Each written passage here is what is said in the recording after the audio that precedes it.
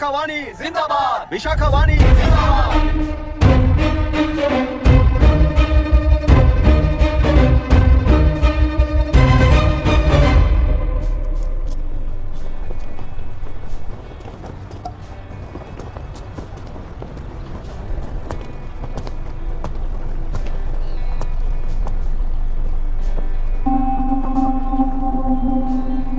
आप गुस्से से रास्ता रोकोगे ये जानते हुए भी आया हूं, क्योंकि इस नदी पर आप सभी का हक है। पर अभी भी क्या वो नदी आपकी ही है? 40 साल पहले आसानी से यहां मछलियां पकड़ रहे थे, तब तक वो नदी आपकी थी। पर जब जीवन देने वाली इस नदी को लीज पर छोड़ दिया गया, उसी दिन ये आपके हाथों से निकल गई। या फिर मुझे बताइए, आपने इससे क्या पा लिया? एक के काम पर चार खाते हुए अपनी बढ़ोतरी में आप ही अड़चन बन रहे हो। अपना आलसीपन यहाँ लेटा कर रखे अपने बच्चों को भी विरासत में दे रहे हो। इस बांध को टूटने से नुकसान आपका नहीं होगा। आपको इस चक्र में फंसाकर आपसे 10 गुना ज्यादा कमाने वाले इस सोसाइटी के प्रेसिडेंट्स आपसे हजारों गुना ज्यादा कमाते हुए आपके भविष्य पर सिंहासन डालकर बैठी हुई वो नियुक्ता है। आपका डर, अज्ञान, मासूमियत, विश्वास ही उसके सिंहासन के 4 पैर हैं। उस सिंहासन को बचाने के लिए, अपने गुनाहों को छिपाने के लिए आज आप सभी को उस कंपनी में भागीदार बनाया गया है, और उसका लाभ कभी भी आपको नहीं मिलेगा। यही सच है। इस नदी में क्या हो रहा है आप जानते हो, वो गलत है ये भी जानते हो, पर उस जाल से निकलकर पहाड़ देखने के लिए डरते हो। किस लिए डरते हो? आखिर किस लिए डरते हो? आलस के लिए या अन्याय के लिए? 100 साल पहले वेंगी राज साम्राज्य को बचाने के लिए ओडिशा से आए वीर हैं तुम्हारे दादा और परदादा। तुम्हारी तरह हर बात और बदलाव के लिए वो तो नहीं डर गए थे ना। एक बार डर नाम के इस बांध को तोड़ कर देखिए, उस सिंहासन के पैर टूटेंगे, इस माँ की हथकड़ियां खुल जाएंगी। बेलुरु में एक बार फिर जान आएगी, तुम्हारे साथ साथ उन किसानों को भी जिंदगी मिलेगी। आसानी से मछलियां पकड़ने की शक्ति आप सब में है। कुल वृत्ति के आगे आपके बच्चे भी अपनी शक्ति के मुताबिक आगे बढ़ेंगे। मैं यहाँ आया इस नदी के लिए ही नहीं, बल्कि आपके भविष्य और आपके बच्चों के भविष्य को भी बचाने आया हूँ। तो अब रोकोगे या रास्ता दोगे, मर्जी आपकी है, पर आपकी इजाजत के बिना यहाँ से एक कदम भी आगे नहीं बढ़ाऊंगा और एक बांध भी नहीं तोड़ूंगा।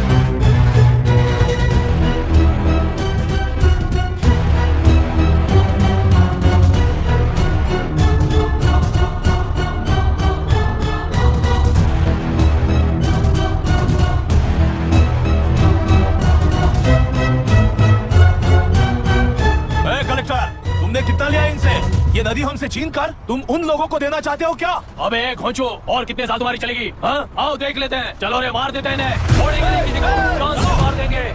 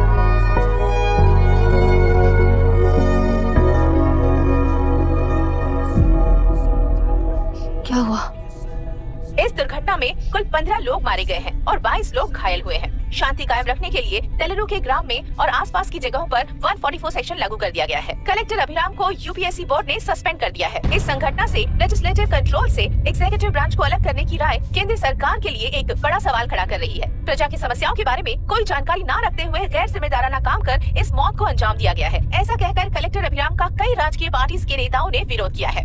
मैंने पहले ही कहा था कि कलेक्टर अभिराम फेल हो जाएगा।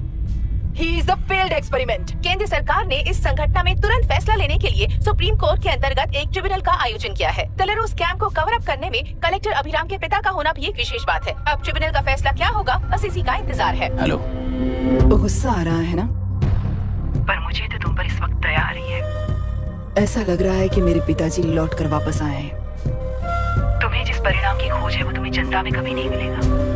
इस देश में कोई भी आरोग्य, पढ़ाई, व्यवसाय, पर्यावरण, इकोनॉमी के बारे में नहीं सोच रहा है। उनकी सोच सिर्फ जाति मतभेद उस वक्त की जरूरत को पूरी होने तक सीमित है।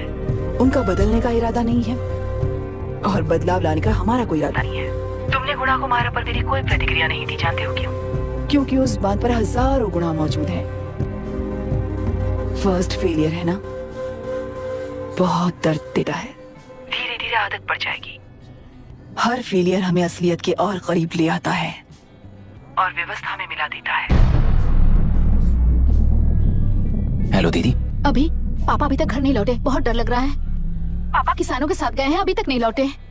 तुम घबराओ मत, मैं देखता हूँ। अभी what's happening? Myra, door lock कर लो, किसी को भी आने मत देना। अभी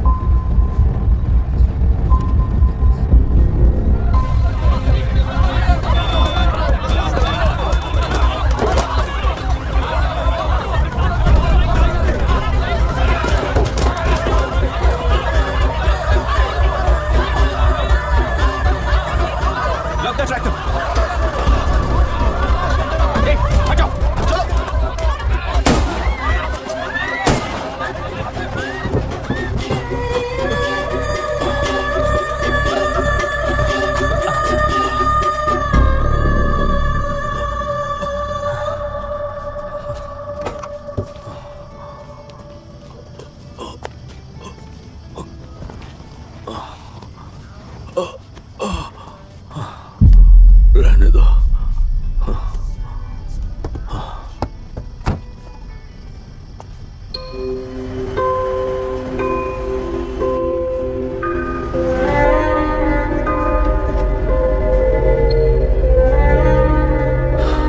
रिश्वत लेकर गलत नहीं करूंगा और अच्छा करने के लिए रिश्वत नहीं लूंगा। स्टे ऑर्डर किसी भी वक्त आ सकता है। Let's speed up. देख लो सारे एक्सप्लोसिव सही ढंग से लगे हैं कि नहीं। आसपास की बिल्डिंग्स को नुकसान ना पहुंचे।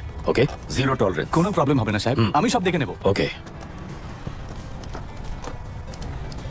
पापा, हाँ क्या पूरी बिल्डिंग एक साथ गिर जाएगी, वर्ल्ड ट्रेड सेंटर की तरह? हाँ बेटा, ऐसे एक साथ कैसे गिर जाएगी? क्योंकि डायनामाइट्स एक साथ उड़ाएंगे। कितने डायनामाइट्स लगाए हैं?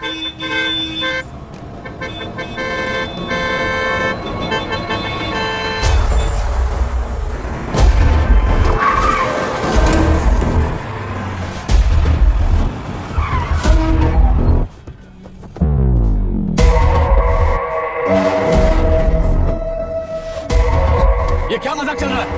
हमने आपको नोटिस भेजा था, लेकिन बिल्डिंग बनती रही। हमें इसे गिराना होगा सर। अरे छोड़ना।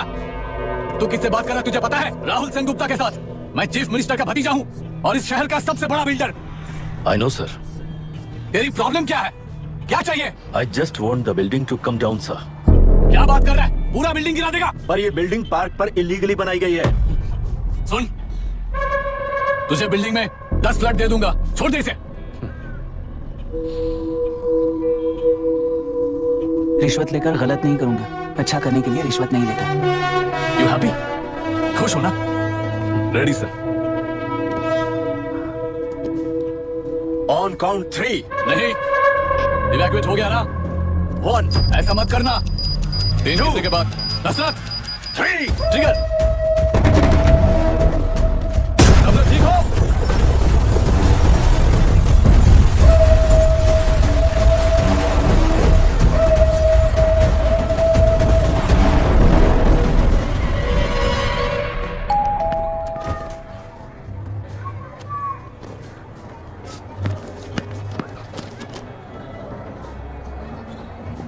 क्या हुआ?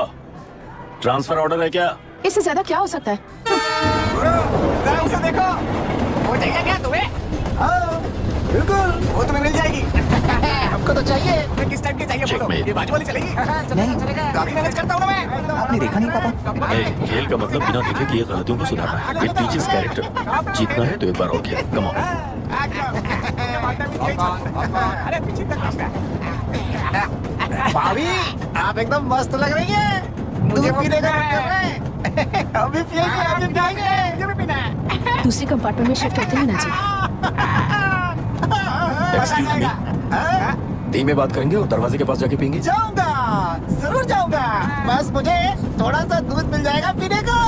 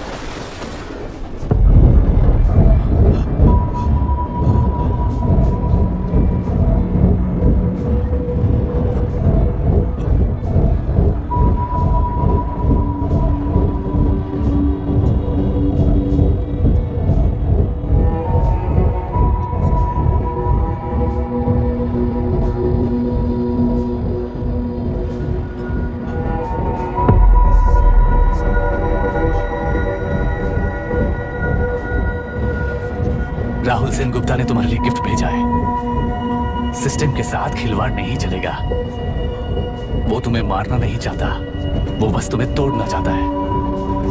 अब तुम टूट चुके हो और हमेशा के लिए ऐसे ही रहोगे।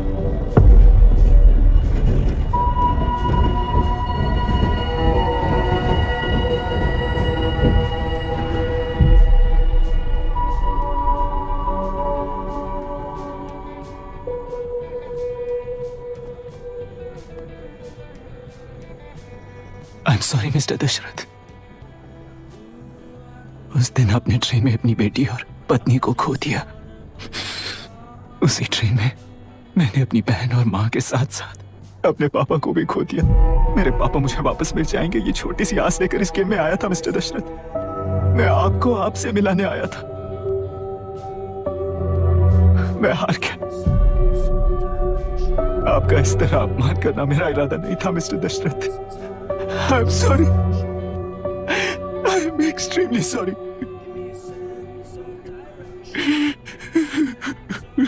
सोच रहे हो कि एक गुंडे ने मेरी पत्नी और बेटी को मार दिया तो मैं हार गया? वो राक्षस तो पूरी दुनिया में है, पर उन्हें व्यवस्था सजा देगी या फिर पालेगी, सवाल ये है। मैं वहां ट्रेन में नहीं हारा था। मेरी असली हार तब हुई जब उन दरिंदों को 60 लोगों के सामने 2 मासूमों को मारने की सजा सिर्फ 2 महीने हुई। कोर्ट रूम में फैसला सुनाते वक्त राहुल सेन गुप्ता अपनी मूंछों पर ताव देते हुए हंसते हुए मुझे देख रहा था। उस दिन सच्चाई को तिल तिल मरते हुए देखकर जी रहा हूं। आज जो हुआ वो इस लाश का अंतिम संस्कार है।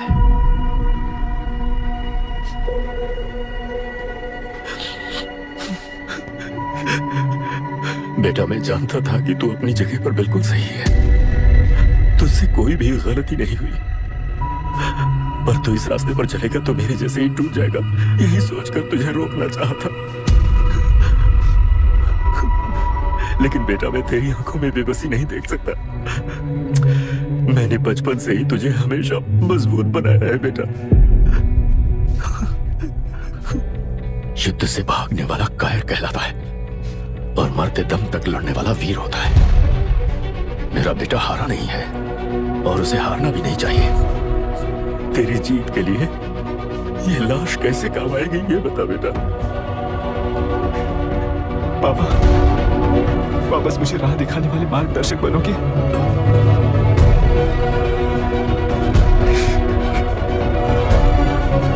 13 साल पहले वेस्ट बंगाल बोर्ड से बाहर निकलकर APPSC एग्जाम दिया था। एलुरु में पब्लिक हेल्थ ऑफिसर की पोस्ट मिली। पहले इंस्पेक्शन में पता चला कि पीने के पानी में सी लाइस नाम के खतरनाक बैक्टीरिया मौजूद हैं, जब एक्शन लेने के लिए रिस्पॉन्सिबल ऑफिसर से कंसल्ट किया गया तो उस वक्त के collector late mister Raj Singh को मैंने रिपोर्ट दर्ज की थी। उस हजारों करोड़ रुपए के बिजनेस की मालिक थी मिनिस्टर विशाखा वानी। मेरे प्रपोजल को यह कहकर रिजेक्ट कर दिया गया कि यह 2.5 लाख वोटर्स की जिंदगी का सवाल है। मुझे धमकी मिली कि इंस्पेक्शन रिपोर्ट को फेक बनाओ वरना तुम्हारा ट्रांसफर कर दिया जाएगा। मैंने सोचा अगर मैंने ये काम नहीं किया तो भी वो लोग ये काम करवा लेंगे। फिर मैंने रिपोर्ट बदल दी। तुरंत ही मुझे डिस्ट्रिक्ट डेवलपमेंट ऑफिसर के लिए प्रमोट कर दिया गया। योर ऑनर, आज से ठीक 4 साल पहले जब किसान